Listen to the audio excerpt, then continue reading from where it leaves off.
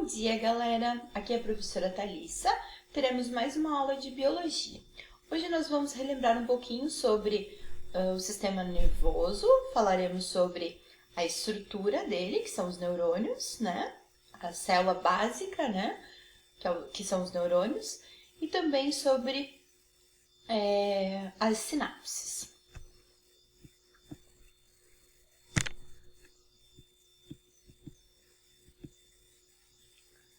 Você já percebeu com o coração acelerado, simplesmente porque você estava aguardando ansiosamente algum evento ou a chegada de alguém? E já se surpreendeu com a velocidade com que uma decisão durante a prática de algum esporte ou tirou o braço de uma superfície quente, né? Tirou a mão rapidamente quando encostou em algo quente, mesmo sem ter percebido a queimadura? Para que todas as partes do organismo possam atuar em conjunto, é necessário a ação do sistema de coordenação. E essa coordenação é feita pelo sistema nervoso, que será visto nesse capítulo, e pelo sistema endócrino, também conhecido como sistema hormonal, que será trabalhado no capítulo seguinte, capítulo 16. Relembrando então sobre os neurônios, que vocês têm na apostila, esqueci de falar, vocês têm na apostila, na página 271. Como fazer para atravessar uma rua? São tantas informações ao mesmo tempo? Olhar para um lado, olhar para o outro, aproximação de carros, movimentar as pernas um pouco mais rápido ou mais devagar, de acordo com o tempo disponível e manter o equilíbrio. Como que o corpo humano consegue coordenar tudo isso? Os órgãos do sentido levam as informações do ambiente do corpo até o sistema nervoso, que vai interpretar e comandar uma resposta. E isso tudo a uma velocidade impressionante. Então, ali, né, nós temos a imagem, a pessoa percebe que os sinais sonoros pela audição e a informação é enviada ao cérebro, que por sua vez emite uma resposta. Por exemplo, ande ou então pare.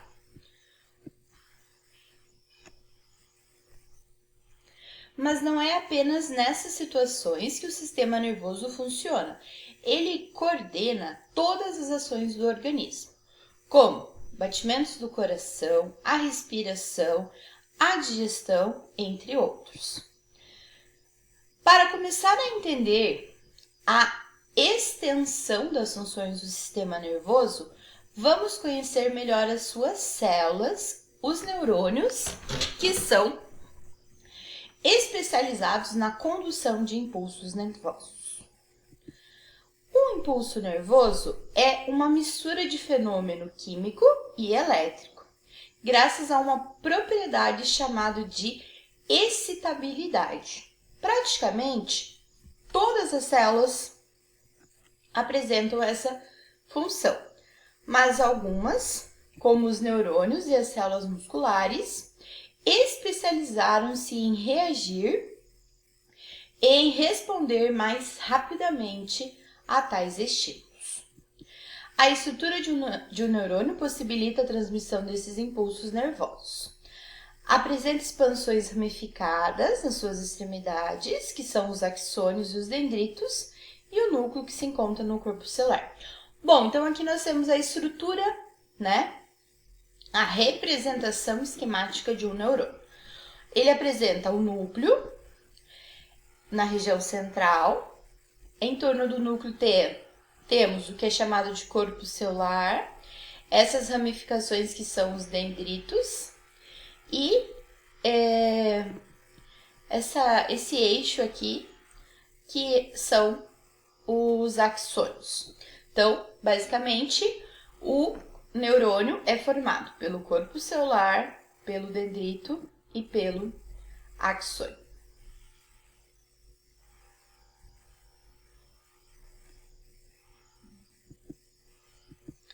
Compreender a estrutura de um neurônio é muito importante para entender melhor o funcionamento do sistema nervoso. Ali nós temos a figura, como eu já falei. O corpo celular é a região mais alargada, onde se encontra o núcleo e a maioria das organelas citoplasmáticas dessa célula. Os filamentos que aparecem mais curtos são os dendritos. Geralmente são numerosos e muito ramificados. E na verdade nem sempre são curtos. Existem neurônios com dendritos maiores, mais longos. É através desses prolongamentos que as células nervosas recebem e propagam os estímulos. O prolongamento único e comprido na ilustração, então vamos voltar ali. Esses filamentos ramificados são os dendritos e o prolongamento único é o axônio. Ele se ramifica apenas na ponta e é através dele que a célula nervosa envia impulso de uma célula a outra. Portanto, não é o comprimento desse filamento que os define, mas sim o sentido do impulso. O impulso nervoso ele chega através dos dendritos, passa pelo corpo celular e aí então ele vai chegar no axônio. Então é dendrito, corpo celular e axônio. É esse o sentido da transmissão de um impulso nervoso. Os neurônios, eles atuam sempre em conjunto, comunicando um com os outros. Um axônio faz a ligação entre vários dendritos.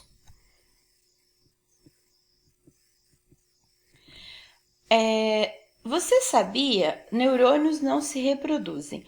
Os neurônios são formados durante o desenvolvimento do feto. Uma vez formado, eles não mais se dividem, ou seja, não tem reposição dessas células. A gente nasce com cerca de 100 bilhões de neurônios e vai perdendo eles ao longo da vida, né? Em torno de 500 neurônios são perdidos por hora. Mas não precisa entrar em pânico, a gente tem neurônios de sobra. E mais, sabe-se que atividades que desafiam o cérebro, como ler, estudar, elas diminuem o ritmo de perda, além de estimular a ramificação dos dendritos. Por outro lado, o estresse, o uso de drogas, de bebida alcoólica, faz com que os teus neurônios sejam destruídos. Durante muito tempo, acreditou-se que, uma vez que os neurônios fossem formados, eles não mais se dividiriam e, portanto, eles não seriam repostos. No entanto, os seus prolongamentos poderiam ser regenerados, dependendo do local da lesão e desde que o corpo celular não tivesse sido destruído. Recentemente, as pesquisas têm sugerido que algumas regiões do cérebro apresentam neurônios novos, então é possível sim que o neurônio se divida. Não significa que todos os neurônios vão se dividir, mas algumas regiões do cérebro têm essa capacidade, o que indica que poderia haver multiplicação das células. Multiplicação, regeneração dos neurônios. Esses estudos representam uma esperança para pessoas que tiveram neurônios destruídos em doenças degenerativas, neurodegenerativas, e acabaram perdendo as funções neurológicas.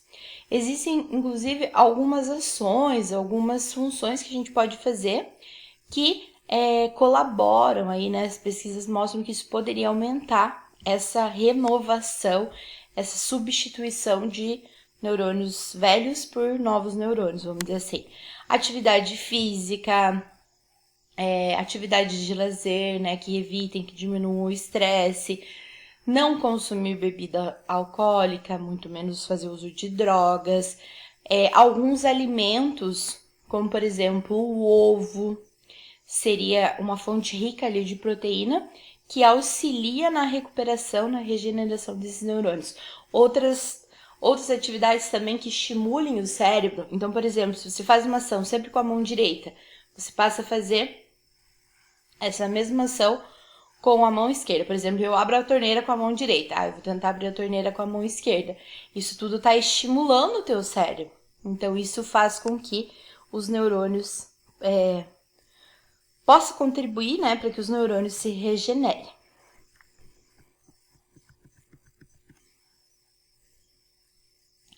Falando um pouquinho sobre a sinapse. Uma conexão entre dois neurônios, ela acontece entre os terminais dos axônios, e esse arranjo recebe o nome de sinapse. Então, eu gostaria até que vocês destacassem aí na apostila de vocês. Essa conexão, essa ligação entre neurônio e o outro recebe o nome de sinapse. Então, aqui nós temos, né, meu primeiro neurônio associado, ligado ao meu segundo neurônio. E mostrando justamente essa ligação entre um neurônio e outro. A sinapse, então, entre dois neurônios. E aqui nós temos a imagem mostrando a fenda sináptica. O que seria essa fenda? Existe entre um neurônio e o outro, existe um espaço ali, justamente chamado de fenda, onde o estímulo ficaria perdido. Então, existem os neurotransmissores que são responsáveis por fazer, como se fosse uma ponte, por fazer que aquela mensagem chegue até o outro neurônio. Então, fazendo essa ligação, né? Fazendo esse elo aí entre um terminal de um neurônio e o próximo. Olhando atentamente as sinapses da figura anterior, pode-se perceber que axônio e dendrito eles não se tocam. Nesse espaço, no minúsculo espaço entre eles, que é chamado de fenda ou espaço sináptico, são lançadas algumas moléculas que são os neurotransmissores, como eu acabei de falar. Quando o impulso vem através do axônio, ele chega através do axônio, ele chega nessa membrana, ocorre a liberação de neurotransmissores que vão desencadear o impulso nervoso na membrana do dendrito do próximo neurônio, conduzindo então a mensagem, né, de um neurônio ao outro, e assim por diante.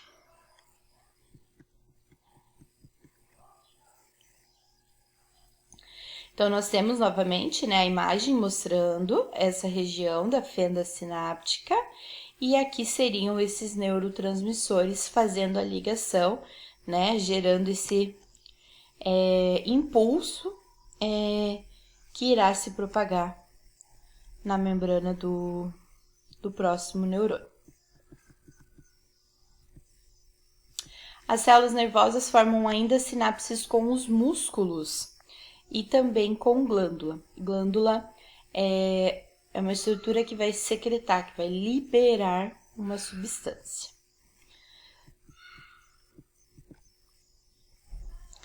A pergunta ali do Você Já Pensou Nisso? Página 274. Por que o impulso nervoso ele segue um único sentido? Eu falei para vocês que é dendrito, corpo celular, axônio. Por que será que é importante que ele mantenha essa única direção? Como o impulso nervoso ele está levando uma mensagem, é importante que ele seja unidirecional, justamente para evitar conflitos, erros, enfim, evitar que haja confusão e que a mensagem se perca. Então, o impulso nervoso ele é unidirecional para que a mensagem aí entre o sistema nervoso e o resto do corpo ocorra de forma eficiente.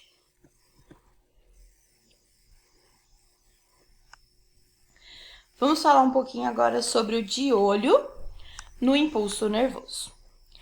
A natureza do impulso ela é muito interessante. Trata-se da entrada e saída de alguns sais através da membrana do neurônio, que é causado pequenas diferenças de potencial, de voltagem. Quando se fala em sais, logo vem à mente o sal da cozinha. Mais do que isso, sal é um grupo de substâncias com características em comum. Uma dessas características é a solubilidade. A maioria dos sais são solúveis, né? Eles se dissolvem em água. E, portanto, em um meio líquido, os sais eles vão se separar em átomos portadores de cargas elétricas, que é o que a gente chama de íons. Por exemplo, o sal de cozinha é o cloreto de sódio, que é o NaCl. Quando dissolvido em água, ele vai se separar e vai liberar o Na+ e o Cl-, que são, na verdade, íons. Lembrando que meios intracelulares são aquosos. O que atravessa a membrana são os íons, o que explica as pequenas diferenças de cargas que acontecem no impulso nervoso. Portanto, no impulso elétrico, os íons mais importantes são o sódio e o potássio. Então, basicamente, o sódio e o potássio são sais, né? São íons presentes nesses sais, e eles vão ser responsáveis por gerar essa diferença, né? De potencial elétrico, fazendo com que o neurônio se polarize e assim emita esse impulso nervoso. Essa parte é importante, podem destacar também na apostila.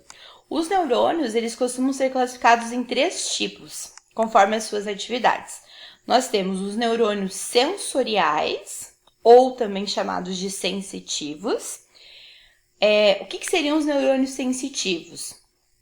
Eles transmitem os impulsos nervosos de receptores sensoriais, como por exemplo a pele ou órgãos do sentido, em direção a outros neurônios. Então, por exemplo, quando você encosta alguma coisa, você tem esse neurônio sensitivo, né? Relacionado à pele. Neurônios de associação ou interneurônios. Recebem o impulso nervoso de um neurônio sensorial e o transmite ao próximo neurônio. Então, ele faz esse elo, né? A ligação entre os neurônios. Esse neurônio não existe em alguns circuitos nervosos. E os neurônios motores são também chamados de efetores. Eles transmitem um impulso nervoso às células que irão realizar a resposta. Então, por exemplo, em um músculo, se você quer que ele contraia, se você quer que ele relaxe, né? Essa resposta, essa ação mover ali, movimentar o músculo, seria essa ação motor. Então, ele transmite o impulso até os músculos, por assim dizer.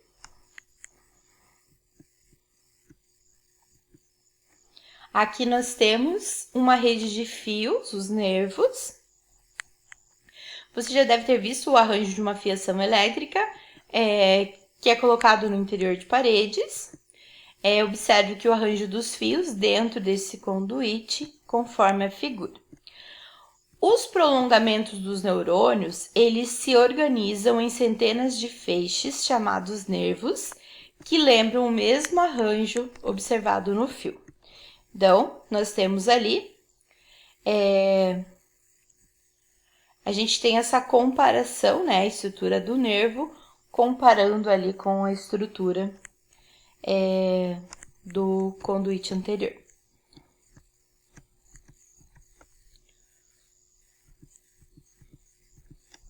Os prolongamentos no interior dos nervos podem ser axônios, dendritos ou ambos, e eles estão organizados em feixes. Os nervos podem conter feixes apenas de prolongamentos de neurônios motores, sensoriais ou mistos. E os corpos celulares dos neurônios, eles não fazem parte do nervo, estando localizados na parte central do sistema nervoso ou em gânglios, conforme a figura. Então, os nervos, eles não apresentam corpos celulares.